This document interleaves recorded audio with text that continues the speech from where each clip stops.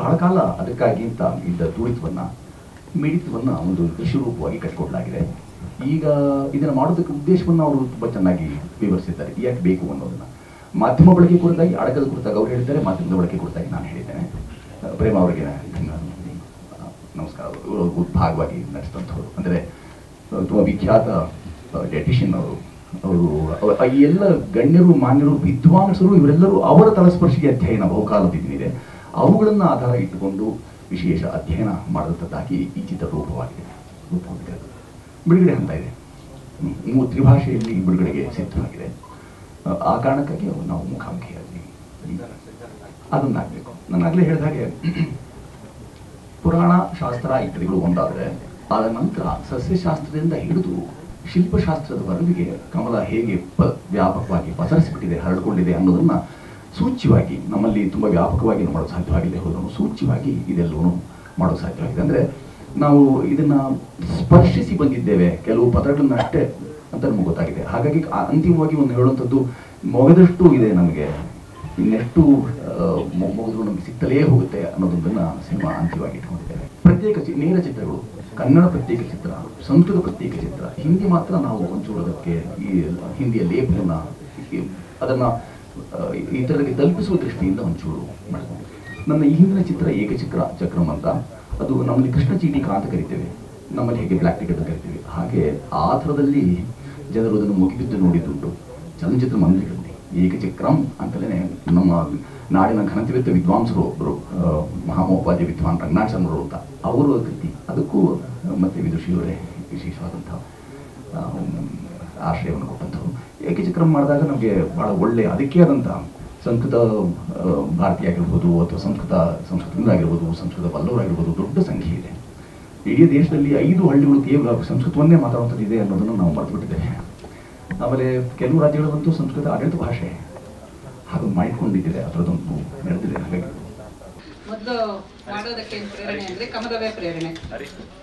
ಅದರ presence in various aspects, in various dimensions of Indian culture, art, literature and also civilisation. So short answer. ಇನ್ನೊಂದು rights gets ಎಲ್ಲ ಏನೂ ಇಲ್ಲ.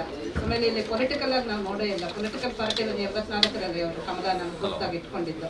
ನಾವು 8000 ವರ್ಷದಿಂದ ಹೇಳ್ತಾ ಇದ್ವಿ, ಉಪನಿಷತ್ತುಗಳಿಂದ ಬರ್ತಾ ಇದೆ. ಆದ್ದರಿಂದ ಹೃದಯವನ್ನೇ ಕಮಲ ಅಂತ ಹೇಳಿರೋದು ಉಪನಿಷತ್ತು. So such A question doesn't arise at all. ಸಿನಿಮಾದ ಭಾಗ ನಾನು ಅರ್ಥಾತ್ ನಾವೆಲ್ಲರೂ ಆಗಿರೋದು ನಮ್ಮೆಲ್ಲರಿಗೂ ಸಂತೃಪ್ತಿ, ಸಮಾಧಾನ ತಂದಿದೆ. ಸಮಾಜದ ಬೇರೆ ಆಯಾಮದ ಎಲ್ಲ ಆಯಾಮದವರು ಕೂಡ ಸಂತೃಪ್ತಿಯಿಂದ ಸಮಾಧಾನಕರವಾಗಿ ಒಂದು ಸಂದೇಶ ಸ್ಪಷ್ಟ ರವಾನೆ ಆಗ್ತಕ್ಕಂಥ ಚಿತ್ರ ಇದು ಅಂದರೆ ತಪ್ಪಾಗಲಾರದು. ಸೊ ಸಮಗ್ರ ಚಿತ್ರ, ಸಂಪೂರ್ಣ ಚಿತ್ರ, ಮಾಹಿತಿಯುಕ್ತ ಚಿತ್ರ, ಮನರಂಜನೆಯುಕ್ತ ಚಿತ್ರ, ಅರ್ಥಪೂರ್ಣವಾದಂಥ ಚಿತ್ರ ಅಂತ ಹೇಳಿ ನಾನು ಮಾತು ಮುಗಿಸ್ತೀನಿ. ಧನ್ಯವಾದ. ಸೆಲ್ಫ್ ಇಂಟ್ರೊಡಕ್ಷನ್ ಮಾಡ್ಕೊಂಡು ಮಾತಾಡಿದ್ರೆ ತುಂಬಾ ಚೆನ್ನಾಗಿರುತ್ತೆ. ನಾನು ಡಾಕ್ಟರ್ CA ಕಿಶೋರ್ ಅಂತ, ವೃತ್ತಿಪರ ಆಯುರ್ವೇದ ವೈದ್ಯ, ಭಾರತೀಯ ಆಯುರ್ವೇದ ಪ್ರತಿಷ್ಠಾನದ ಅಧ್ಯಕ್ಷ. ಈ ಸಿನಿಮಾದ ಅತ್ಯಂತ ಅಣುವು ಪುಟ್ಟ ಭಾಗ ಕೂಡ ಹೌದು. ನಮಸ್ಕಾರ, ನಾನು ಗಿರಿಧರ್ ದಿವಾನ್ ಅಂತ, ಛಾಯಾಗ್ರಾಹಕ. ಸ್ವಲ್ಪ ಭಾಗದ ಛಾಯಾಗ್ರಹಣವನ್ನು ಈ ಸಿನಿಮಾಕ್ಕಾಗಿ ಒದಗಿಸಿದ್ದೀನಿ ನನ್ನ ಕಡೆಯಿಂದ. ಸೊ ನನ್ನ ಪ್ರೀತಿ ಪಾತ್ರ ಸುಚೇಂದ್ರ ಅವರಿಗೆ ಧನ್ಯವಾದಗಳು, ಮತ್ತು ನನ್ನ ಇಡೀ ತಂಡಕ್ಕೆ ಧನ್ಯವಾದಗಳು ಮತ್ತು all the best. Thank you. ನಮಸ್ಕಾರ, ನಾಗರಾಜ್ ಅದ್ವಾನಿ ಅಂತೇಳಿ. ಈ ಚಿತ್ರ ಮಾಡಬೇಕಾದಾಗ ಸಾರು ನಾವು ಮತ್ತೆಲ್ಲ ಕೂತ್ಕೊಂಡು ಚರ್ಚೆ ಮಾಡಿದ್ವಿ, ಸಿನಿಮಾ ಮಾಡೋದು ಹೇಗೆ ಅಂತ. ಒಂದು ಹೂವನ್ನು ಇಟ್ಕೊಂಡು ಸಿನಿಮಾ ಮಾಡೋದು ಭಾಳ ಕಷ್ಟ ಅಂತ ನನಗೂ ಅನಿಸಿತ್ತು. ಅದನ್ನು ಸರ್ ಹೇಳಿದ್ರು, ಇದನ್ನು ಬರೀ ಹೂವೊಂದೇ ಅಲ್ಲ, ಅದ್ರ ಹಿಂದೆ ಸುಮಾರು ಸಾಕಷ್ಟು ಇದೆ. ಮೇಡಮ್ ಅವರು ಭಾಳ ಅದ್ರ ಬಗ್ಗೆ ಚರ್ಚೆ ಮಾಡಿದ್ವಿ. ಬಟ್ ನನಗೂ ತುಂಬ ಕಷ್ಟ ಅಂತ ಅನ್ನಿಸ್ತು ಕೆಲವು ಮಾಡೋಕ್ಕೆ. ನಾನು ಸ್ವಲ್ಪ ಕಡಿಮೆ ಮಾಡಿದ್ದೀನಿ ವರ್ಕಲ್ಲಿ, ಮನು ತುಂಬ ವರ್ಕ್ ಮಾಡಿದ್ದಾರೆ ಅದಕ್ಕೆ. ಸೊ ಇದನ್ನೆಲ್ಲರೂ ನೋಡ್ಬೇಕಂತೇಳಿ ನನ್ನ ಆಸೆ. ಎಲ್ರಿಗೂ ನಮಸ್ಕಾರ. ನನ್ನ ಹೆಸರು ನಾಗೇಶ್ ಅಂತ ಹೇಳಿ. ಮೂಲತಃ ನಿರ್ದೇಶಕನೂ ಹೌದು, ಸಂಕಲನಕಾರನೂ ಹೌದು, ಕಥೆಗಾರನೂ ಹೌದು. ಸುಚೇಂದ್ರ ಪ್ರಸಾದ್ ಸರ್ ಜೊತೆಗೆ 25 ವರ್ಷಗಳ ಒಡನಾಟ. ಸೊ ಆಗಿಂದಲೂ ಅವರನ್ನು ಗಮನಿಸ್ತಾನೆ ಬಂದಿದ್ದೆ. ಈ ಸಿನಿಮಾ ಸಂಕಲನ ಕಾರ್ಯ ಮಾಡಿದ್ದೇನೆ ಅನ್ನೋದಕ್ಕಿಂತ ಮಾಡಿಸಿದ್ದಾರೆ ಅಂತ ಹೇಳ್ತಾ ಇದ್ದೀನಿ. ಒಂದನ್ನು ಅದ್ಭುತವಾಗಿ ಕಟ್ಕೊಟ್ಟಿದ್ದಾಗ ಅದನ್ನು ನಾವು ಅಷ್ಟೇ ಜತನವಾಗಿ ಜೋಪಾನವಾಗಿ ಸಂಕಲನ ಮಾಡಲಿಕ್ಕೆ ಅನುಕೂಲವಾಗುತ್ತೆ. ಯಾವುದೇ ಲೋಪ ಬರ್ದಂಗೆ ಎಲ್ಲ ಥರದ ಶಾರ್ಟ್ಸ್ಗಳನ್ನ ನಮಗೆ ತಕ್ಕೊಟ್ಟಿದ್ದರಿಂದ ನನಗೆ ಅದು ಅನುಕೂಲವಾಯಿತು ಅಂತ ಅಂದ್ಕೊಳ್ತೀನಿ. ಮತ್ತು ಅದಕ್ಕೆ ಅವಕಾಶ ಕೊಟ್ಟಂತಹ ನಿರ್ಮಾಪಕರಿಗೆ ಮತ್ತು ನಿರ್ದೇಶಕರಿಗೆ ನಾನು ಧನ್ಯವಾದನ ಹೇಳ್ತೇನೆ. ನಮಸ್ಕಾರ. ಎಲ್ಲರಿಗೂ ನಮಸ್ಕಾರ. ನಾನು ಪಳನಿ ಡಿ ಸೇನಾಪತಿ. ಈ ಚಿತ್ರಕ್ಕೆ 5.1 ಮಿಕ್ಸ್ ಮಾಡಿದ್ದೀನಿ. ನಾನು ಯೂಶ್ವಲಾಗಿ ಸಿನಿಮಾ ಮಿಕ್ಸ್ ಮಾಡೋದು ಮುಂಚೆ ಹೋಮ್ವರ್ಕ್ ಮಾಡ್ತೀನಿ. ಅಂದರೆ ಹೋಮ್ವರ್ಕ್ ಅಂದರೆ ಒಂದು ಫುಲ್ ಫ್ಲೋ ನೋಡ್ತೀನಿ ಹೇಗೆ ಬರ್ತಿದೆ, ಆಗ ಒಂದು ಪ್ಲ್ಯಾನ್ ಮಾಡ್ಕೊಡ್ತೀನಿ. ಹೆಂಗೆ ಇದನ್ನು ಡಿಸೈನ್ ಮಾಡಬೇಕು, ಸೌಂಡ್ ಡಿಸೈನ್ ಮಾಡಬೇಕು, ಯಾವ ರೀತಿ ಮ್ಯೂಸಿಕ್ ಅಪ್ಲೈ ಮಾಡಿ ಇಂಟ್ರೊಡ್ಯೂಸ್ ಮಾಡಬೇಕು, ಇದಕ್ಕೆ ಯಾವ ರೀತಿ ಡೈಲಾಗ್ಸ್ ಇರಬೇಕು ಅಂತ ಡಿಸೈಡ್ ಮಾಡಿ. ಈ ಚಿತ್ರ ನೋಡಿದ ತಕ್ಷಣ ನಾನು ಸ್ವಲ್ಪ ಹೆಚ್ಚು ಈ ಸಿನಿಮಾ ಆ್ಯಕ್ಚುಲಿ ನೋಡೋಕ್ಕೆ ಸಿಂಪಲ್, ಆದರೆ ಹೆಚ್ಚು ಕೆಲಸ. ಯಾಕೆಂದರೆ silence is also A music ಅಂತ ಹೇಳ್ಬೇಕು ಈ ಚಿತ್ರಕ್ಕೆ. ಪ್ರತಿಯೊಂದು ಅಬ್ಬರದ ಸಂಗೀತಗಳ ಮೊದಲು ಒಂದು ಸೈಲೆನ್ಸ್ ಇದ್ದರೆ ಮಾತ್ರ ಮ್ಯೂಸಿಕ್ ಚೆನ್ನಾಗಿ ಕೇಳೋಕ್ಕೆ ಸಾಧ್ಯ. ಆ ರೀತಿ ಈ ಚಿತ್ರದಲ್ಲಿ ಸೈಲೆನ್ಸ್ನ ಕ್ರಿಯೇಟ್ ಮಾಡಿದ್ದೀವಿ ನಾವು. ಹೆಚ್ಚು ಡೈಲಾಗ್ಸ್ ಮತ್ತು ದೃಶ್ಯ ಮಾಧ್ಯಮಕ್ಕೆ ಒತ್ತು ಕೊಟ್ಟಿದ್ದೀವಿ. ಯಾಕಂದರೆ ದೃಶ್ಯ ನೋಡ್ತಾನೆ ಕತೆ ಅರ್ಥ ಆಗ್ಬಿಡುತ್ತೆ. ಇದು ಒಂದು ದೊಡ್ಡ ಇನ್ಫಾರ್ಮೇಟಿವ್ ಮೂವಿ. ಇದು ಪ್ರತಿಯೊಬ್ಬನಿಗೂ ತಲುಪಬೇಕಾದ ನೋಡಬೇಕಾದ ಚಿತ್ರ ಇದು. ನಾವೆಲ್ಲ ಸಿನಿಮಾ ನೋಡ್ತೀವಿ, ರೆಗ್ಯುಲರ್ ಸಿನಿಮಾ ನೋಡ್ತೀವಿ, ಒಂದು ಖುಷಿಯಾಗಿ ಬರ್ತೀವಿ, ಎಂಜಾಯ್ ಮಾಡ್ತೀವಿ. ಆದರೆ ಇನ್ಫಾರ್ಮೇಷನ್ ಅಂತ ಒಂದು ಈ ಚಿತ್ರದಲ್ಲಿ ಒಂದು ಡೈರೆಕ್ಟರ್ ಪರ್ಮಿಷನ್ ನಾನು ಹೇಳ್ತೀನಿ, ಒಂದು ಹೂವಿಗೆ ಎಷ್ಟು ಅರ್ಥ ಇದೆ ಅಂತ ಹೇಳಿದ್ದಾರೆ ಸಿನಿಮಾದಲ್ಲಿ.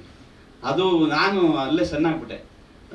ಒಂದು ಕಮಲದ ಹೂವಿಗೆ ನಮ್ಗೆ ಗೊತ್ತಿರೋಂಗೆ ಒಂದು 10 ಪ್ಯಾರಲಲ್ ನೇಮ್ ಇರುತ್ತೆ. ತಾವ್ರೆ, ವಿಮಲ, ಜಲಜ, ಆ ಥರದ್ದು ಏನೋ ಇರ್ಬೋದು ಅಂತ ಗೊತ್ತಿರುತ್ತೆ ಅಷ್ಟೇ. ಅದು 36,000 ಹೆಸರಿದೆ ಒಂದು ಕಮಲಕ್ಕೆ ಅಂತ ಹೇಳಿದ ತಕ್ಷಣ ನಾನು ಅಲ್ಲೇ ಆ ಒಂದು ಪ್ಲೇಸಲ್ಲಿ ನಾನು ಸ್ವಲ್ಪ ಬೋರ್ಡ್ ಆದ, ಸಿನಿಮಾಗೆ ನಾನು ಸರೆಂಡರ್ ಆಗ್ಬಿಟ್ಟೆ. ಆ ರೀತಿ ಮಾಡಿದಾಗ ಫಿಲ್ಮ್ ಮುಗಿಸಿದಾಗ ನನಗೆ ಒಂದು ಸೆಲ್ಫ್ ಸ್ಯಾಟಿಸ್ಫ್ಯಾಕ್ಷನ್. ಅವಾ ಎಷ್ಟೋ ಸಿನಿಮಾಗಳ ಮಧ್ಯೆ ಮಾಡ್ತೀವಿ ಈ ಥರ ಒಂದು ಸಿನಿಮಾಗಳು ನಮಗೋಸ್ಕರ ಮಾಡ್ಕೊಳ್ಳೋಂಥದ್ದು, ಆತ್ಮತೃಪ್ತಿಗೋಸ್ಕರ ಮಾಡ್ಕೊಳ್ಳೋಂಥ ಸಿನಿಮಾಗಳು. ಆ ರೀತಿ ನನಗೆ ತುಂಬ ತುಂಬ ಖುಷಿ ಕೊಡ್ತಾ. ಇದೇನು ನಾನು ಮುಖಸ್ತುತಿ ಮಾಡ್ತಾ ಇಲ್ಲ, ನಿಜವಾಗ್ಲೂ ನಾನು ಫಸ್ಟು ಸಿನಿಮಾ ಮಿಕ್ಸ್ ಮಾಡೋಕ್ಕೆ ಮುಂಚೆನೇ ನಾನು ಹೇಳಿದ್ದೆ ಡೈರೆಕ್ಟರ್ಗೆ, ಸರ್ ತುಂಬ ಚೆನ್ನಾಗಿದೆ, ನಾನು ತುಂಬ ಇನ್ವಾಲ್ವ್ ಆಗಿದ್ದೀನಿ ಅಂತ ಹೇಳಿದ್ದೆ. ಈ ಚಿತ್ರ ಬರೀ ಥಿಯೇಟ್ರಲ್ಲಿ ಅಷ್ಟೇ ಅಲ್ಲ, ನನ್ನೊಂದು ರಿಕ್ವೆಸ್ಟ್ ಇಲ್ಲಿ ಈ ಸ್ಟೇಜ್ ಮೇಲೆ ಕೇಳ್ತಾ ಇದ್ದೀನಿ, ಇದು ಪ್ರತಿ ಶಾಲೆಗಳಿಗೂ ಪ್ರತಿ ಕಾಲೇಜ್ಗಳಿಗೂ ತಲುಪಬೇಕು. ಇದಕ್ಕೆ ಸಂಬಂಧಪಟ್ಟ ಅಧಿಕಾರಿಗಳು ಇದನ್ನ ಮುಂದುವರಿಸಿದ್ರೆ ಈ ಚಿತ್ರಕ್ಕೆ, ಈ ಪ್ರಯತ್ನಕ್ಕೆ ಒಂದು ದೊಡ್ಡ ಫಲ ಸಿಗುತ್ತೆ ಅಂತ ನಾನು ಹೇಳಕ್ಕೆ ಇಷ್ಟಪಡ್ತೀನಿ. Thank you. ಅವ್ರು ಹೇಳಿದ ಮಾಡಿದ್ರೆ ಮನೆಯಲ್ಲಿ ನಿಮ್ಗಾದ ಜಗಳಕ್ಕೆ ನಾವು ಕ್ಷಮೆ ಕೇಳಬೇಕು. ಮನೆಯಲ್ಲಿ ಇವರು ಮಡದಿ, ಅವರು ಬೋಧಕಿ, ಶಿಕ್ಷಕಿ. ಕಮಲದ ಬಗ್ಗೆ ಎಷ್ಟಿದೆ ಅಂತ ಕೇಳಿದ್ರೆ ಅವರು ಒಂದಷ್ಟು ಹೇಳಿದ್ದಾರೆ. ಅಯ್ಯೋ ಗೊತ್ತಿಲ್ಲ 36 ಅಂತ ಹೇಳಿದಾಗ ಮನೆಯಲ್ಲಿ ಗಲಾಟೆ ಆಗಿದೆ, ಅದಕ್ಕಾಗಿ ನಾವು ಕ್ಷಮಿಸಬೇಕು.